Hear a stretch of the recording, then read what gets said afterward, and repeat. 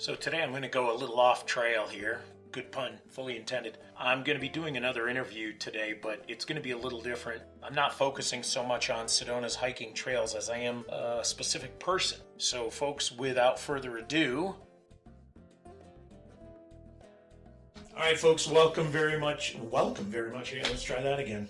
All right, folks, welcome back. Bear Clan's Hiking Sedona podcast. Today I've got a special guest with me. I'm doing a lot of this special guest stuff, so I really appreciate all the people that come up and give me some time and energy with their stuff. Today I've got John Soderberg with me. I don't even know if people know him from his name or if it's from his artwork, but either way, dude is amazing, and we're going to just kind of ad-lib a little bit as we go through it. John, go ahead and say hello to everybody and just kind of give everybody a little understanding of who you are and what you do.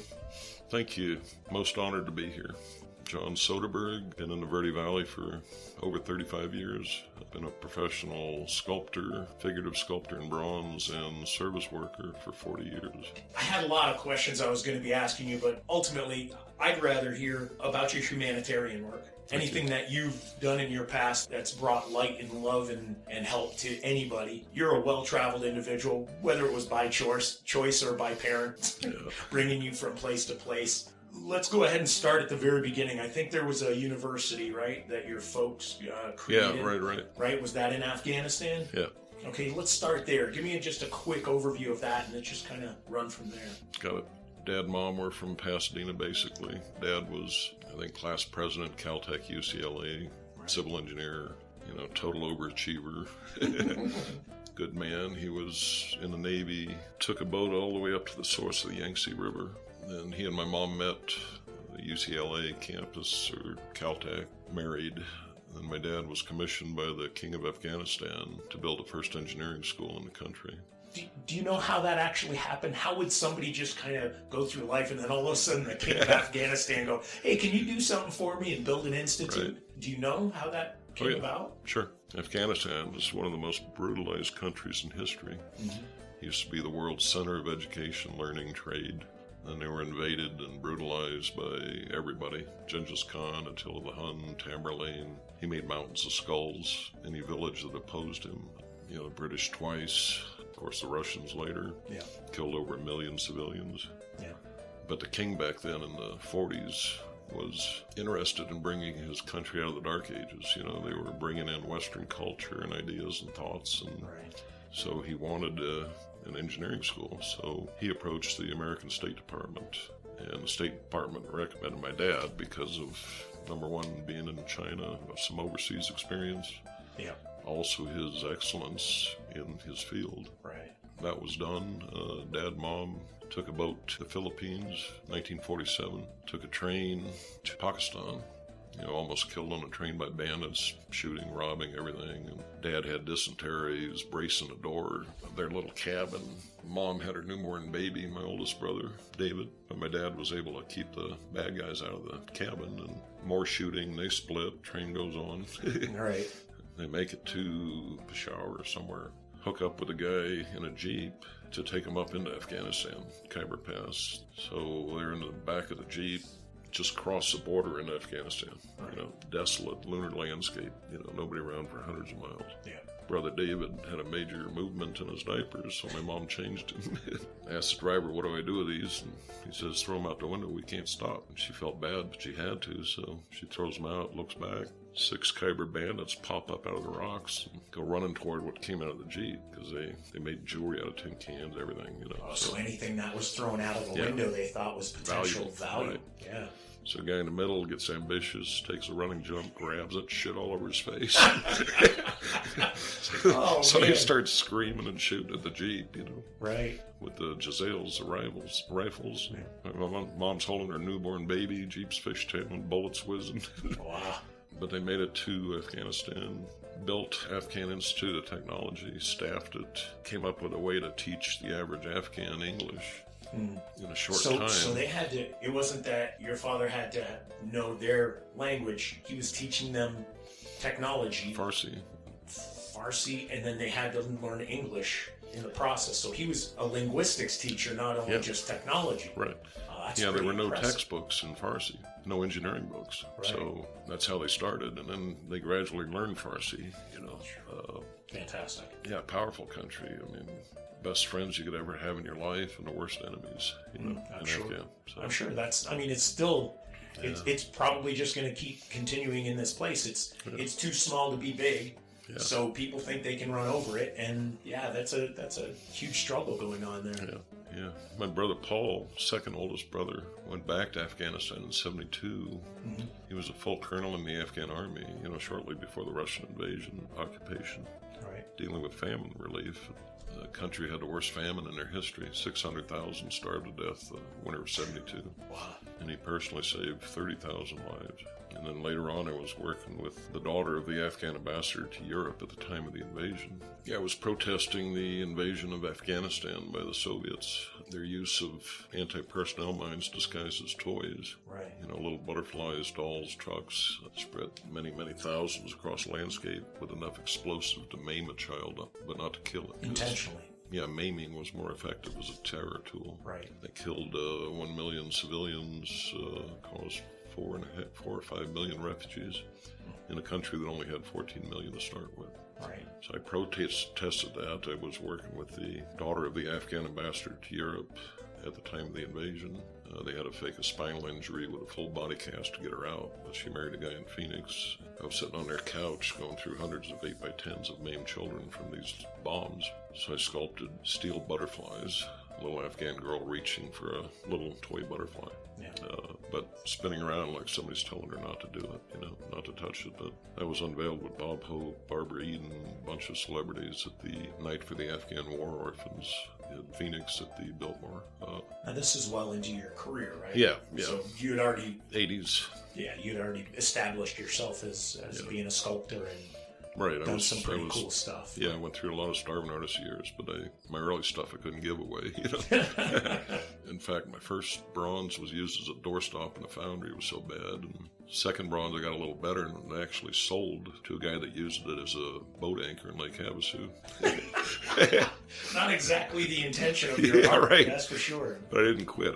I did keep getting better every piece I did. Right.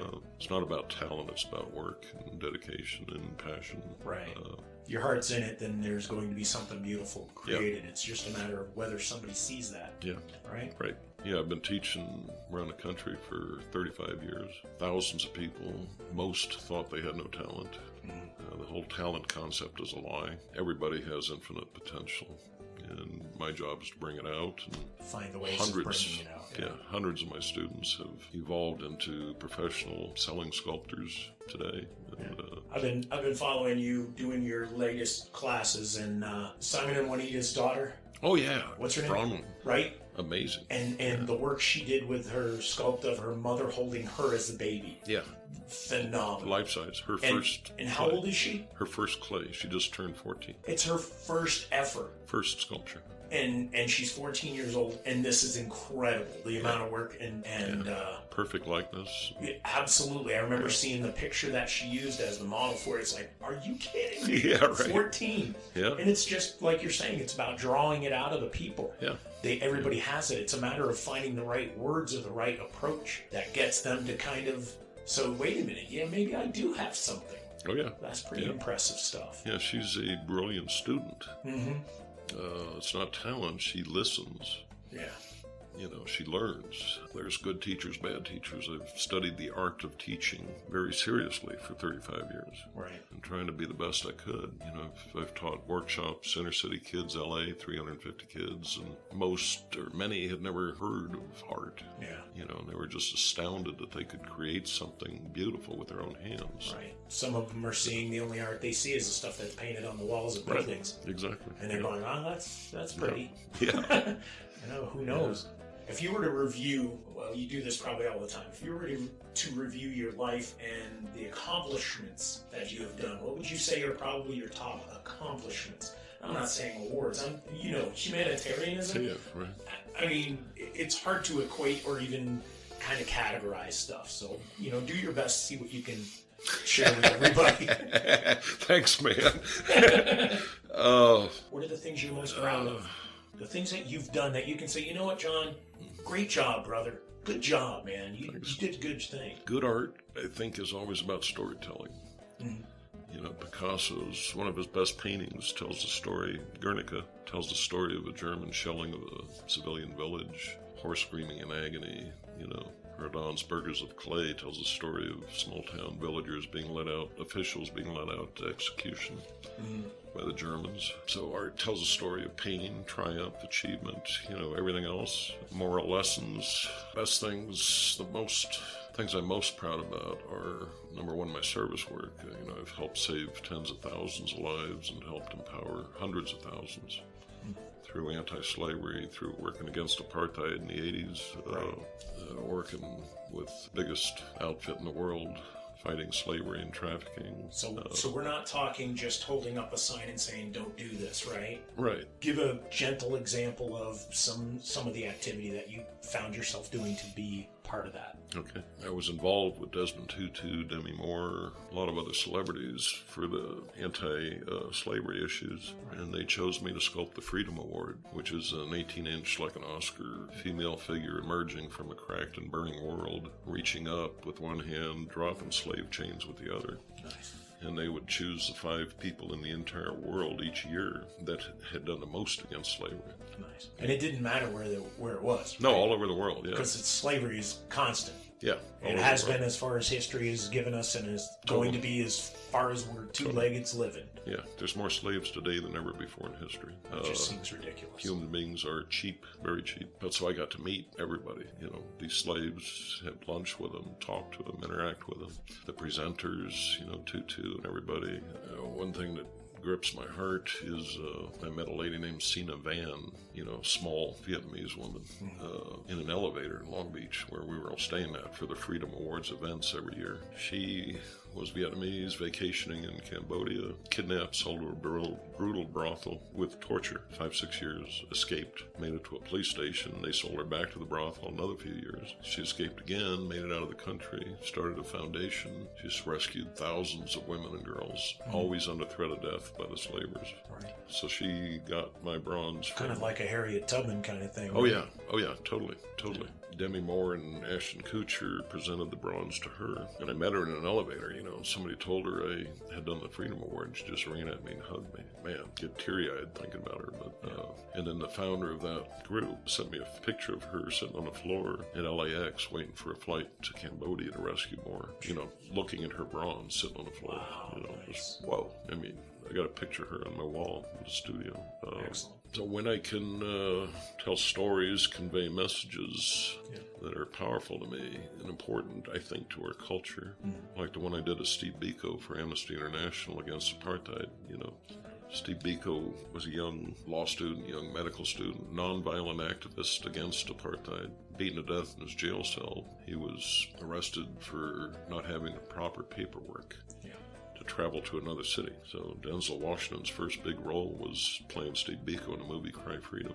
So I met a lot of people doing that. I sculpted Steve. I think it's one of my best and most powerful pieces. 14-inch handcuffs. Bronze base is a bas-relief falcon bound with barbed wire. But anyway, I'm most proud of the lives I've touched in a positive way. Yeah, or that have touched you. Yeah, totally.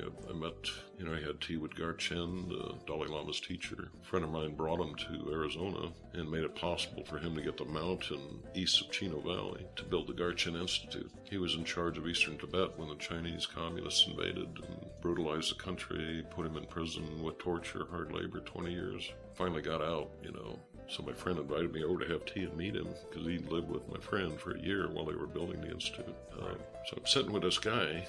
Back then he was in his 80s or whatever, maybe 90. The most abused human in all ways, seen his country raped and stolen and, Buddhist nuns murdered and all he went through, the beatings, the torture, So I'm sitting, we're drinking tea, he touches third eyes with me, blesses the scarf and puts it around my neck, and he's just sitting drinking his tea, giggling. Happiest person I've ever met. Wow. So if I ever start feeling sorry for myself, I think of people like that. Got a lot of examples of keeping ourselves humble. Yeah. And not thinking we're too good and not thinking we're too bad. Yeah. That's pretty fantastic. Yeah. Another thing I'm very, very proud of is, and honored by, is I was one of the original 12 founders of RanchoFeliz.com, a foundation. Gil Gildenwater and Troy founded it 33 years ago when they decided not to just pig out on Thanksgiving and watch football, but help somebody. So they loaded up the station wagon with food, headed south to Nogales, got lost, ended up in Agua Prieta, Mexico, found a school teacher that had been rescuing kids living in rusted cars in the snow. Yeah. So she had no money, a little shack, dirt floors, no running water, no electricity, cooking tortillas over shredded, burning car tires. So when they met her, she had, 12, 15 kids in this little shack. And so they gave her the food, came back and told us, I said, let's do a raffle. So I donated a bronze. We were all bikers back then. So we pooled our money, bought a brand new Harley, sold raffle tickets, raised $87,000 profit in Phoenix and Scottsdale. Wow. Built her a dormitory, got her electricity and running water. So that was start of Rancho Feliz. So she was able to house more children? Oh, yeah. A whole dormitory. Like how many rooms, roughly? I don't even remember. Just tons. I mean, yeah, like as if it would matter. A room could house 100 kids, depending on how it's used, right? Sure, yeah. And they come and go. The most at-risk children, the youngest come in and, as they age and they're taken care of and educated, hopefully, because we give scholarships. But we've built many orphanages, schools, maternity centers, famine relief. Tarahumara Indians in the bottom of Copper Canyon were having their worst famine, and thousands were dying. So we flew into Chihuahua, had meetings with the government there, got part of the lip of Copper Canyon, designated a Tarahumara Cultural Center. Nice. This is an ancient people, the Tarahumaras, just amazing people. Yeah. They're the ones that run 100 miles through the mountains, kicking a wooden ball with straw sandals. Yep. So then we bought 20 tons of corn from the Mexican Amish, or Mennonites, one of them. Drove them down to the bottom of Copper Canyon on flatbed trucks with blankets. And Tarahumara came, and I was unloading trucks with a guy named Felipe, who had already lost 2 daughters in the famine. And I sculpted him as a fundraiser for Rancho Feliz. Swapped baseball caps, too. He had an old ratty cap, said Trey Animalis, with a rooster, a dog, and a pig. And I had a new Diamondbacks. So I swapped him that hat. But we saved thousands that day. And at the time, they had an infant mortality rate of 43% by the age of 1. Wow. So we built a maternity center, did other things which really lowered that figure. Wow, that's incredible. So I'm proud of the lives that I helped save. I was one of many. Yeah. And the ripple effects, I've been Santa Claus down there for Dude, you are Santa 30 Claus. years. You are Santa Claus. And I don't mean the jolly fat man that rides a sleigh. I mean the original concept. Thank you. St. Nicholas. Dude, that is what I see in you. Absolutely. Thank you. Thousands of faces. I mean, we do periodic food distributions. And one time, 15 years ago, we teamed up with 2 churches and 2 Rotary clubs, one in Tempe and one in Mexico. Mm-hmm. And we fed 50,000 people in one day. Bag of food and a blanket, 50,000. That's... these people were so poor, they stood in line for 2 days in the snow and the rain and the mud to get a bag of food. Yeah. And I had 85-year-old grandmothers going down on their knees in the mud, genuflecting, praising God for their food. Yeah. How do you deal with that, All right. And being Santa Claus, all these faces, kids never had a toy in their life. Yeah. Many never had a hug. I remember one little boy, put him on my knee, give him a hug. I gave him a present, and eyes are bugging out, First toy in his life, first possession. Right. So I show him how to unwrap it, and he starts crying because I'm wrecking this beautiful box. Oh, he loved the box. He didn't know it was anything else. No clue. Right? Yeah. So we unwrap it in this white plastic electric police car, red light on top. So I hit the switch, red light comes on. Yeah. He doesn't know electricity. He thinks his toy's burning up. So he's frantically trying to blow it out before he loses his toy. Wow. That's so incredible. Yeah. Just that image. I could see hundreds of little faces, now. I think it was him or another one. Little boy, he got one of our scholarships down there and worked hard, ended up getting accepted to an Ivy League college. Wow. And then last year, he graduated from the finest engineering school in the world in Bremen, Germany. And he came back to Agua Prieta, and he's given back to his community. That's beautiful. So, I mean, the way to prevent people from coming in illegally to America is to empower them to stay there. Yeah. You To know, stay where they are and be part of Yeah. their community and Yeah. make change. Right. Change doesn't have to be coming to this country to make money, make money, make money. Right. It's like, look, there's stuff that's right in your neighborhood that needs help. Yeah. Yeah. And they love their country like we do. Yep. You know, give them a little help. It's not charity. We try to empower rather than give charity. Like our periodically we go down and feed 5,000 people enough food for a week. Yeah. And we have partners in Mexico that vet everybody to make sure that they're the poorest, most in need. And again, they line up forever waiting, you know, and they help pass out the food. And Yeah, but we don't want to make lines. Right. What we want to do is make a line so that they can get to the next phase. Right. Like, how about let's build something where they can have education? Let's teach them how to live. Let's teach them how to build. Let's teach them how to farm. Let's teach them how to survive. Right. It's not about just being in a line, because guess what? They're going to be dependent on the line. Absolutely. It'll be another addiction. Yeah. It's just not through a drug. It's through survival. And if you give them charity, you're insulting them because they're forced to take it. So when we give food, we make it mandatory that they have to turn in 100 pieces of plastic trash. So we collect over 12 tons of plastic, recycle that, and that pays for 4 scholarships. You know, so they earn it, they clean up the neighborhood, they, you know. Yeah. So it's that innovative thinking that I love about Rancho Feliz. Yeah. Nobody gets a salary. A lot of these charities, you know, the CEO's getting $2 million driving a Rolls Royce. They're not even charities. They're not charities. Yeah, our CEO drives a Ford, you know. No, we've done a lot. We've built schools, maternity centers, daycare centers for poor mothers, because a poor mother would usually, single mother would have to pull an older kid out of school to watch the babies. Right. So they get screwed out of education. And all they see is the same routine. It's like, well, I guess I got to do that when I get older. Yeah. When I'm apparently done school, so I might as well just stay at home. Yeah. Yeah. So we built a state-of-the-art, world-class daycare center. On the property of our casinos facility, we built a 55 duplex housing facility. Wow. It's not charity. We're helping people buy their little duplex. Nice. They have to keep their kids in school to be there. Yeah. They have to do community service. They got to do a lot of stuff. But this daycare center, better than most in America. We've researched color therapy. There's no more than 3 kids per volunteer. All right. Poor mother can just drop their kid off there, no charge. Yeah. You know, pick them up. They can work. Older kids stay in school. The ripple effects again. Wow. Yeah. You know. Oh, a cute Santa Claus story. Sure, absolutely. I think our second orphanage, maybe our third, you know, we bought the property, got Catholic nuns to run it, and then we built an elders center right next to it. Mm-hmm. So the older people got the kids, and the kids got the older people, you know. So we go down there in our Harleys, you know, there might be 1,000 kids waiting to meet me, not to get a present, just shake hands, you know. Father Noel. You know. Wait, you were in your Santa Claus outfit riding your Harley? Oh, yeah. Yeah, Escorted by the cops and everything, you know.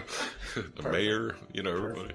Perfect. So we pull up, shake hands, hug everybody, give the orphans presents and hugs and all that. Yeah. And then we have mariachis, and then I go into the elder center to give all the elder people a present and a hug. And so that year we had a lady named Lupita, 103 years old, mestizo, Indian, no legs, diabetes, had her own little private room. Yeah. So I make it to her room. I go in there, you know, red Santa outfit, big grin, present. Looks up, sees me, starts screaming at me. Get the hell out. Get out, get out, get out. Screaming. Yeah. You know, I'm going, ugh. You know, turned out in my red outfit, she thought I was a priest to come give last rites. Oh! She didn't want to go. A little foresight would have prevented that. Yeah. Wow, yeah. So, yeah, I could go on for 2 or 3 hours just about Rancho Feliz. Excellent. Grassroots. Now there's thousands of volunteers. That's fantastic. We're just finishing a $1.5 million dormitory project. Yeah. Big, so people from all over the world, you know, Sweden, Canada, America, everywhere can stay there while they work in the barrios, building homes for poor mothers, you know, doing food distribution. There's meeting halls, so Mexican nationals can come and interact with Canadians, Americans, and talk and get shit done, you know. Excellent. So Well, what was the question? didn't have one. That's the best part. I don't think I had a question, but I do now. So here you are in the middle of Sedona. You've been here for how long now? Sedona? 35 years in the Valley. Raised my daughters. Started in Flagstaff. I remember reading something that you were in Flagstaff. Starving artist years. Yeah, starving artist years. Yeah, working for $1 an hour in a foundry to learn the craft of bronze and sculpting knights, trying to teach myself the art of bronze because I had no money for lessons. And 2 daughters in diapers, wife living in a rusted 8-foot trailer, 10-foot snowdrifts, My first studio was an uninsulated chicken coop. And so I'm sculpting a knight with my fingers shaking with 3 coats on and an old record player. So you finally figured out that maybe if I go about an hour south, I'll be warm. Might be a little better for the sculpting. Yeah. So Sedona's here and you're in the middle of it. Do people actually know you more by what you do, your work, than they do by your face? Or I'm talking about like Sedonians or people that come into town. Well, I've got 15 bronzes around Sedona. Merlin by Whole Foods, 10 foot. So I'd say most people know me by my work. Yeah. But I've been here so long, I've owned 3 art galleries in town. So I know a lot of people personally, some fantastic friends like you. Kiss up. A lot of good people. Yeah, suck ass, man. I mean, I know a lot of good people doing a lot of good things. Yeah. Very eclectic town. I've met movie producers here and people from all over the world. And it's kind of neat to be in such a tiny little place to have millions of people from this planet coming in looking at our stuff. Yeah. And I mean, I've met certain people that are world renowned, and it's like, you just see them like you're on the street. Hey, how you doing? It's not like you're going to go, oh, I pay homage to you and all of your stuff that you do. Oh my goodness, you're so wonderful. It's like, no, some people you'll be on the trail with, and you might not even know it until you go, wait a minute, I know you from something. Right. And then they say, yeah, I'm such and such. It's like, no way. Yeah. It's such a beautiful place for that. I was, my bird woman uptown here, 8-foot Sacagawea, baby on her back, Years ago, I was going by that, and there was a couple there with 2 kids, and they were grubby and dirty, T-shirts and flip-flops, and, looking at her, and we got to talking to her. I mean, they're grubby, they're dirty, been out hiking, and started talking. They loved peace, I loved them. Turned out to be the producer of Coal Miner's Daughter. And, major player in a lot of things, owned Telemundo out of Chicago, biggest Hispanic network in the world, and they became great friends and bought, 15, 20 bronzes over the years and stayed with them in their house. And all it takes is that one little meeting, shake a hand and say, hey. Yeah, so you never know who you're talking to there. Yeah. Met fantastic blue-collar workers, and it's a great town. People are people, man. We just tend to be kind of sunk in this, fame and all that stuff. Oh, yeah. People get hooked up in that, and it's like, no, you come to a place like this, it's like being in the middle of Manhattan. Yeah. We just have different skyscrapers here.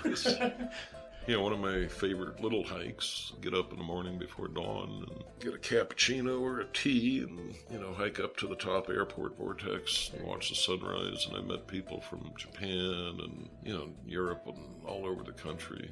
Absolutely. Very serene and meditative, and thank God for my life and everything up there. So That's right, man. Powerful stuff. Yeah.